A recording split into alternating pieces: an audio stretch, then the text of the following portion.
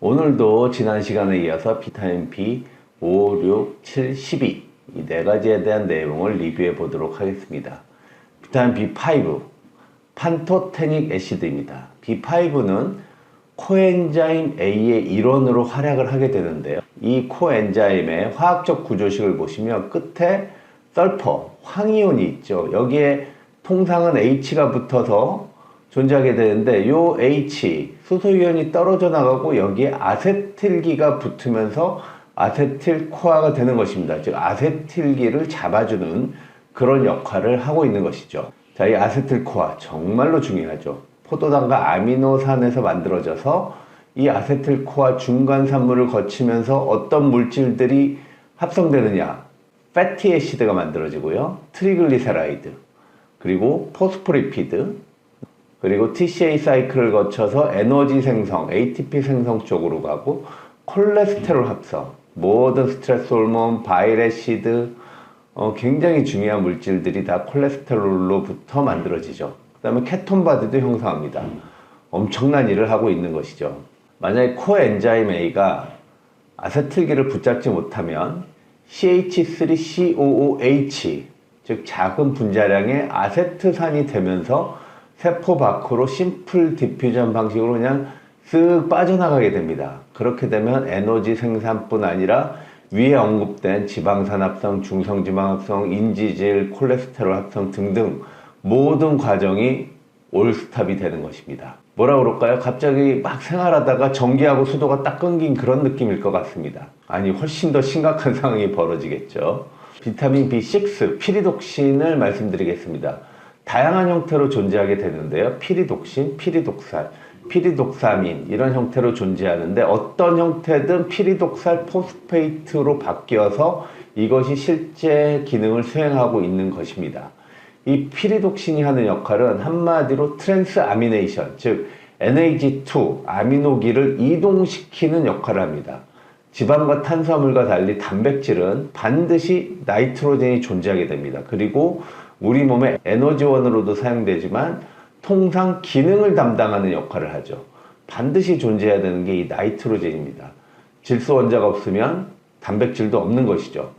몸에서 탄수화물에서 단백질을 만들려면 피브로산 같은 케톤산에서 아미노산이 되어야 되는데 그림처럼 피브로산에서 알라닌이라는 아미노산이 되거나 옥살 아세트산에서 아스파르트산 또는 알파케토글루타레이트에서 글루탐산 등이 만들어져야 합니다.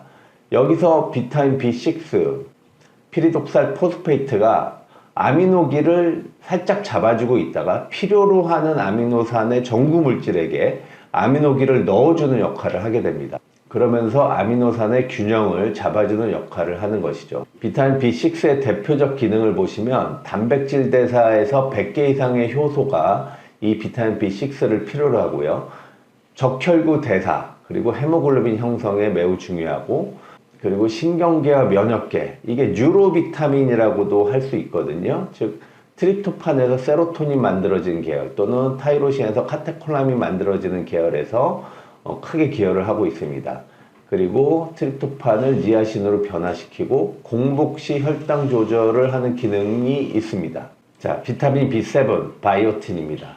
바이오틴의 기능은 비타민 B1과 좀 반대되는 역할을 해요. 지난번 동영상에서 비타민 B1, 세아민이 하는 역할이 CO2를 떨어뜨리는 역할을 한다고 했잖아요.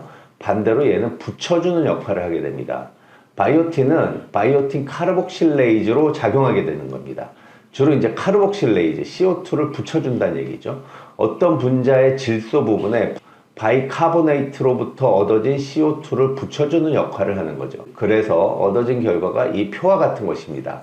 아주 심플해 보이지만 우리 몸에서 이런 간단한 분자를 하나 붙이느냐 떼느냐 이거에 따라서 굉장히 다양하게 사용되고 한 가지 물질이 한 가지 기능만 하는 것은 절대로 없습니다. 한 가지 물질이 아주 다양하게 쓸 만큼 다 써버린다는 얘기입니다. 자, 비타민 B12, 사이아노코발라민, 가장 복잡한 형태의 비타민입니다. 글루탐산이 두 개가 뭉치면서 햄과 같은 구조가 형성이 되는데 그 중앙에 마그네슘이 있으면은 엽록소가 되고 철이 있으면 헤모글로빈이 되고 여기에 코발트가 있으면 비타민 B12가 되는 거죠. 이게 기여하는 바가 상당히 많은데요. 우리 대사 중에서 가장 핵심적인 역할을 하는 것 중에 하나가 시토크롬 P450이에요. 간에서 주로 활동을 하고 있죠. 굉장히 중요한 산화 환원 효소이고요. 그 외에도 카탈라제, 퍼럭시다이제 역시 항산화제 역할을 하고 있습니다. 또한 호모시스테인이 메티오닌으로 바뀌는 데도 필요하고 메틸레이션 사이클에서도 매우 중요한 역할을 하고 있고요. 또한 RBC 형성에도 큰 역할을 하고 있죠.